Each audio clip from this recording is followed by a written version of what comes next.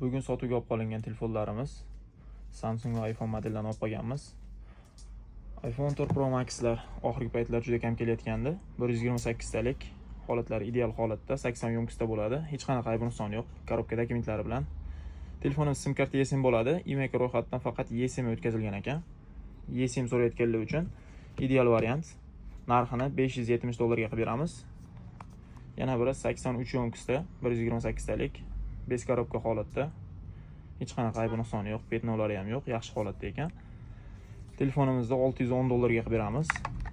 Qiziqqanlar aloqaga chiqaverasizlar. Samsung model so'rayotganlar uchun A05s $85 ga. Korobka dokument, holatlari yaxshi holatda, hech qanaqa ayb nuqsoni yo'q. Yana bir Samsungimiz A15 korobka dokumentlari bilan. Telefonimizning holatlari yaxshi holatda, 6 ga 128 talik bo'ladi. Narxini $105 ga qilib beramiz.